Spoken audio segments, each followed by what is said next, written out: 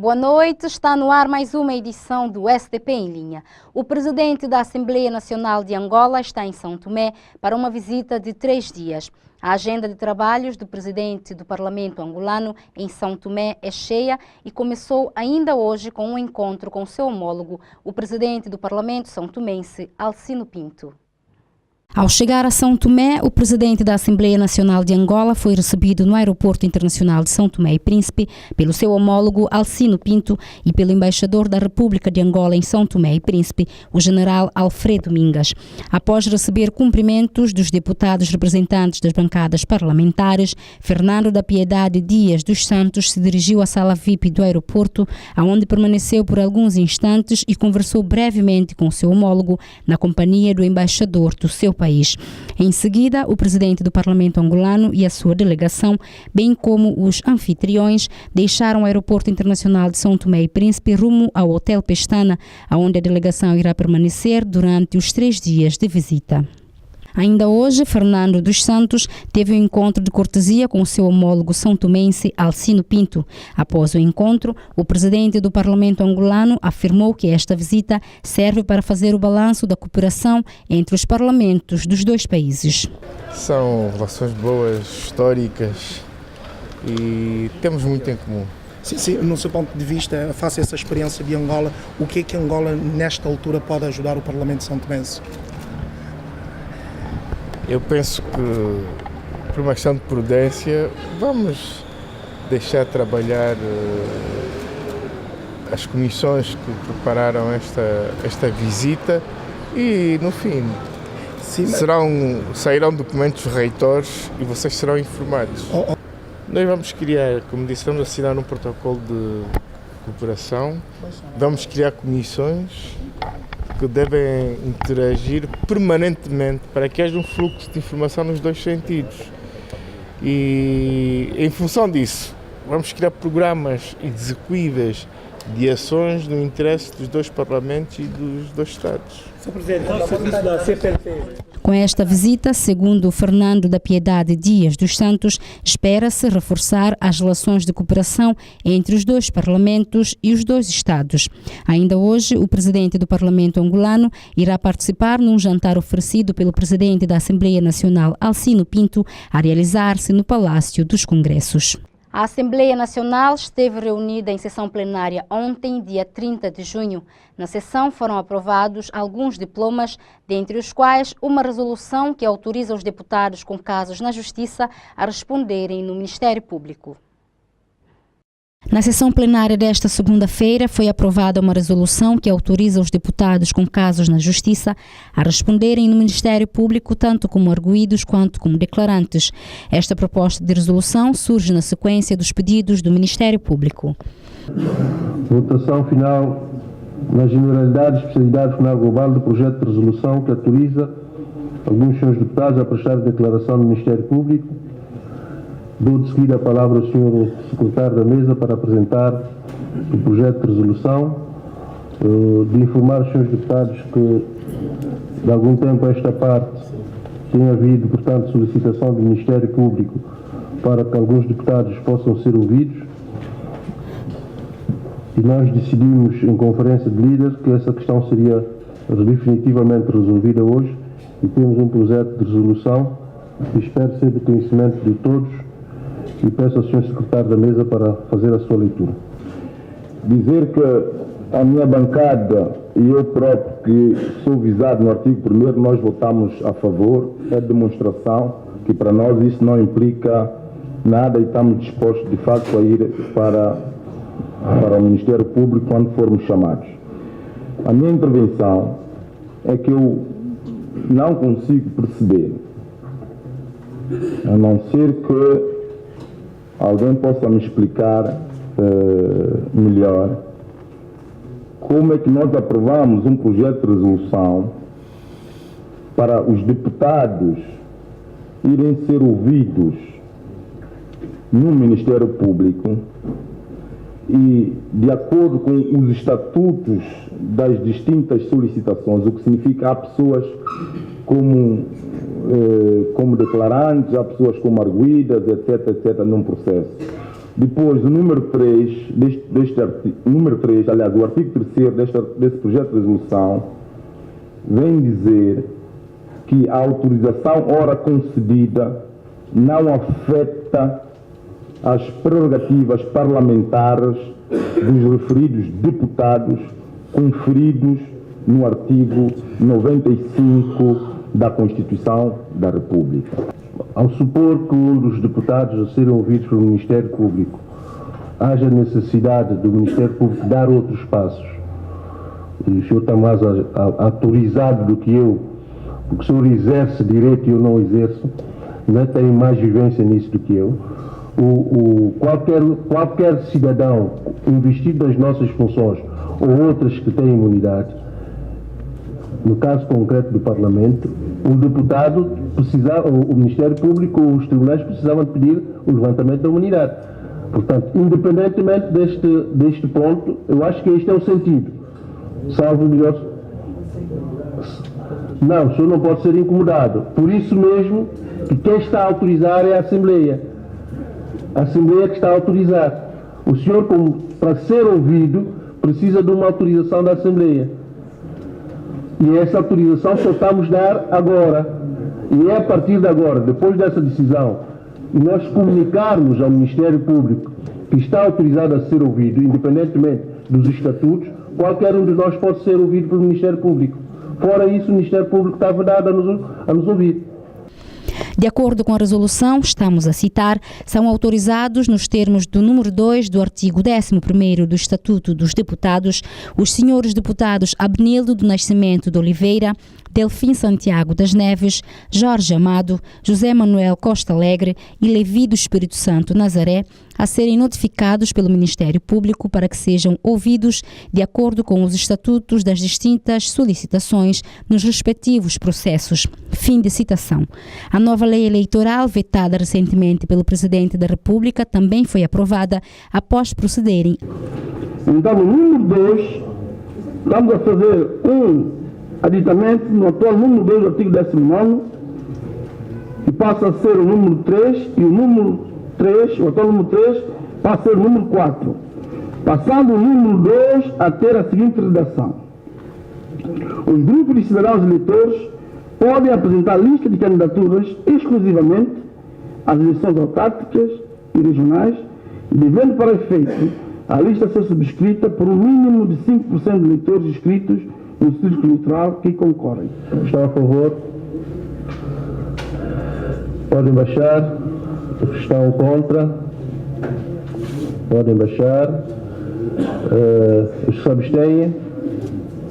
Portanto, aprovado também com 27 votos a favor, 25 contra e 0 abstenção.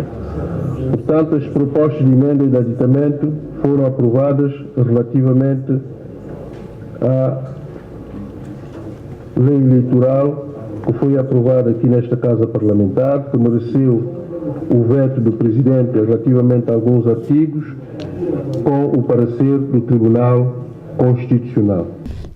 Alguns artigos da nova lei eleitoral sofreram alterações e, após a aprovação, o diploma será agora remetido novamente ao Presidente da República.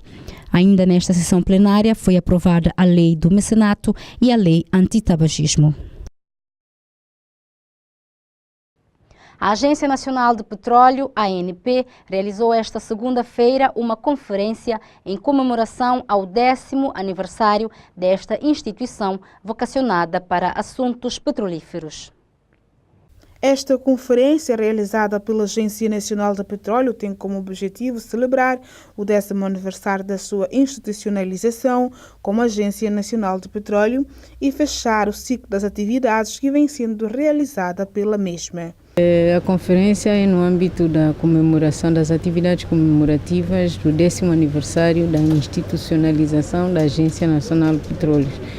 Nós começamos um ciclo de palestras desde o dia 23 de junho, estivemos em alguns distritos e na região autónoma do Príncipe, tivemos também no Instituto, no IUCAI, e estamos, hoje comemora-se o 10º aniversário, então realizamos a conferência para fechar o ciclo de palestras e as atividades comemorativas. Quais são os temas que estão a ser abordados nesta conferência de manhã?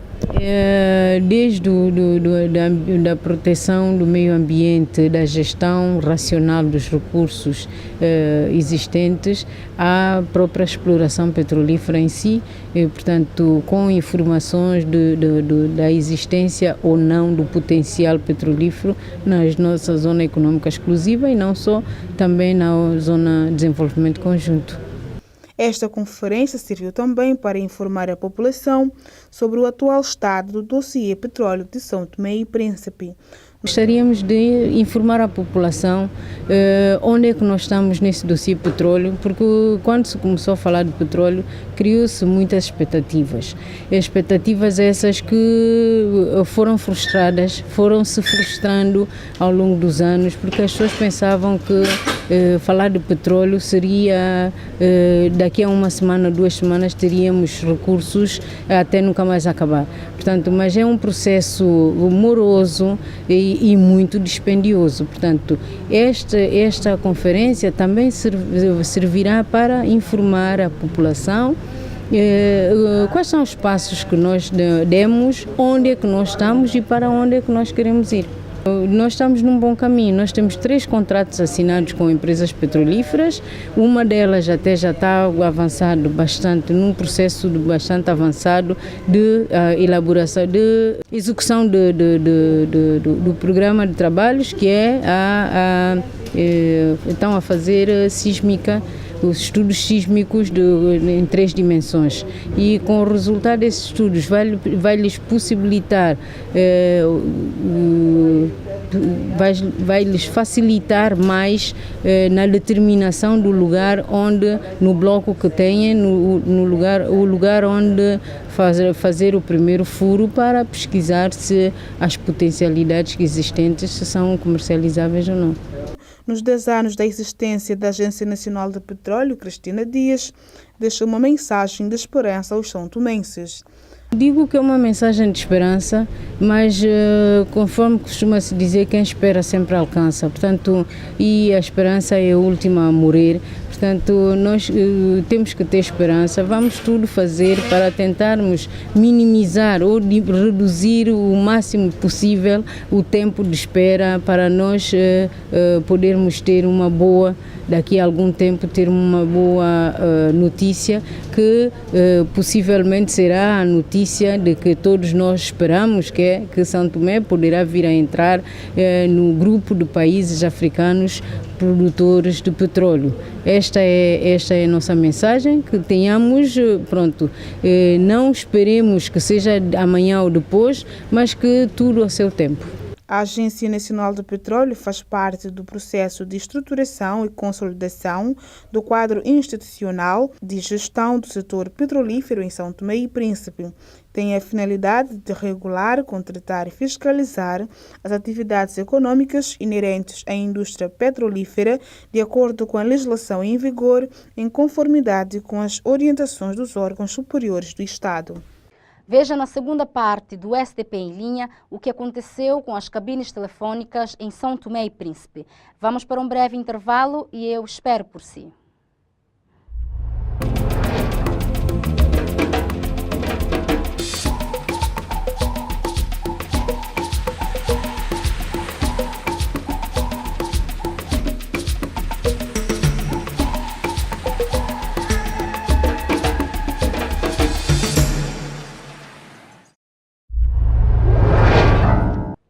Estamos de volta para a segunda parte do STP em linha. As cabines telefônicas foram o primeiro telefone público a ser utilizado pelos são-tomenses. Atualmente, com a modernização e evolução dos novos meios de comunicação, fez com que as cabines telefônicas deixassem de funcionar em São Tomé e Príncipe. A cabine telefônica, naqueles tempos em que se usava as cabines, ela era para muitos são-tomenses algo muito próximo, como os telemóveis, dando privacidade aos seus utilizadores. Alguns são-tomenses entrevistados pela Andilive gostariam de vê-la a funcionar. Já ouviu falar em cabines telefônicas? Cabine telefônica já. Já usou alguma? Não. Portanto, ela em Santo Tomé, as cabines telefónicas em Santo Tomé caíram em desuso. Gostaria que elas voltassem a funcionar? Claro, gostaria. Portanto, está consciente da importância que elas têm? Eu estou consciente, sim. De qualquer maneira faz-nos falta. Porque de vez em quando o senhor pretende fazer um telefonema, no caso daqui, como está estragado, de vez em quando nós temos que decorrer até lá na loja do CST. Mas se tiver aqui é só virar e fazer ligação aqui. Ou só se a gente tem dinheiro para comprar saldo aqui mesmo na empresa dos Correios, é que a gente consegue ligar. Eu gostaria que ela funcionasse, porque, como dizemos, já faz parte de uma experiência para a pessoa, assim já fica mais prático, talvez para a pessoa ir para longe, que é a procura de saldo, já fica mais prático, que é para a pessoa já encontrar por perto, que é para falar também. Assim já é uma vantagem para a população. Eu gostaria que ela funcionasse porque ela nos ajuda, portanto, nós, quando não temos um exemplo, cartão de telecarga, podemos ir a uma dessas cabines, portanto, com uma moeda que podemos falar com quem nós pretendemos falar. Então, nesse caso, elas iriam ser mais uma opção em termos de comunicação, né? Para mim, eu apoio incondicionalmente esta iniciativa. Isso é uma oportunidade para nós jovens de agora que nunca usamos isso, e seria bom e será mais fácil contactar com a cabine e do próprio móvel, que nem sempre a gente tem saldo. Mais de metade das famílias não tinham um telefone em suas casas. No mínimo, o telefone público era utilizado para se comunicar. Em alguns pontos de São Tomé e Príncipe, vê-se ainda as antigas cabines telefónicas. O Instituto Universitário de Contabilidade, Administração e Informática, IUCAI, celebrou esta segunda-feira 20 anos da sua criação. Para celebrar a data, foi realizada uma palestra na qual foram homenageados os primeiros estudantes a serem graduados no IUCAI.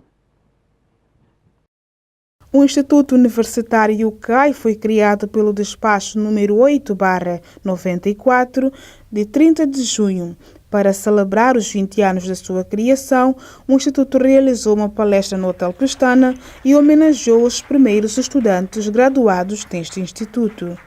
Nesta cerimônia, para celebrar os 20 anos de IUCAI como Instituto Superior Universitário, criado pelo despacho número 8/94, de 30 de junho, para que essa data não passasse despercebida, decidimos fazer uma cerimônia para graduar os primeiros alunos que fizeram a primeira graduação, isto é, a primeira promoção, e uma palestra sobre o tema IUCAI, as médias empresas, ensino superior e as empresas. E o que o IUCAI pretende com esta palestra? É para refletir sobre aquilo que foi os 20 anos de IUCAI e apresentar o novo business plan de IUCAI para o futuro. Neste momento, o IUCAI tem um novo plano estratégico para ser implementado nos próximos 5 anos, e com essa palestra fizemos algumas apresentações daquilo que será o IUCAI nos próximos tempos.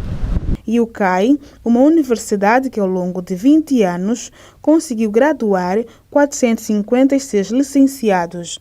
Ao longo de 20 anos, o IUCAI conseguiu graduar 456 licenciados em diversas áreas. Então, podemos dizer que os 100% estão enquadrados. Não existe nenhum graduado de IUCAI em desemprego. Todos estão empregados. Logo, podemos considerar que o balanço é positivo, visto que foi útil à nossa sociedade. E qual é a mensagem que deixa para os alunos ou os jovens interessados em estudar IUCAI? O que é que o IUCAI terá de novidade durante este ano letivo para os jovens? Para o ano letivo 2014-2015, o IUCAI vai implementar um novo eixo de formação, que é a prática investigativa e a extensão do ensino. Porque durante 20 anos o IUCAI, o que é que fez? Preparou-se apenas o primeiro ciclo universitário, que é a licenciatura.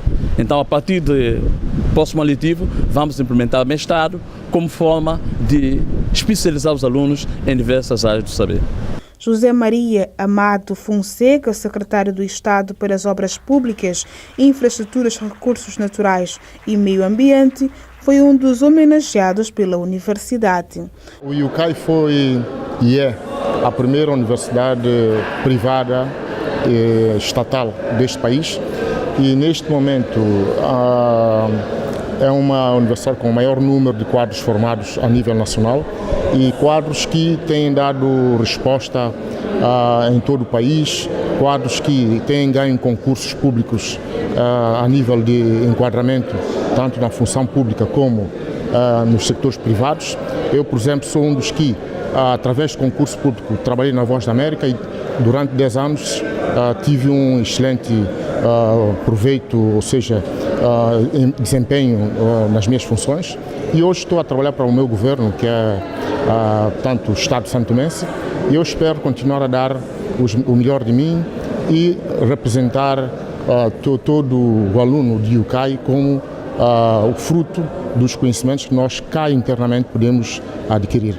O secretário do Estado para as Obras Públicas, Infraestruturas, Recursos Naturais e Meio Ambiente disse ainda que o UCAI tem poupado muito dinheiro aos cofres do Estado são-tomense. É lógico que o UCAI faz a sua parte e o governo também tem feito a sua parte. O UCAI tem feito formações internas e essas formações têm poupado o governo muito dinheiro em termos de bolsas de estudo e também viagens e outras condições que os alunos têm que ter no exterior do país. Portanto, eu acho que o UCAI deu um bom pontapé de saída na medida em que formou muitos quadros e esses quadros, inclusive temos o Presidente da Assembleia também é fruto das formações do UCAI. Portanto, nós da mesma forma como fazem outros países, as formações internas, ou seja, das universidades locais, também têm seu valor, desde que as coisas sejam bem feitas para cumprir o objetivo que é a transmissão do conhecimento. O Instituto Universitário UCAI celebrando 20 anos da sua existência. É o final desta edição do SDP em Linha. Estaremos de volta amanhã aqui no quinteglange.com com a atualidade informativa de São Tomé e Príncipe. Espero por si. Boa noite e até amanhã.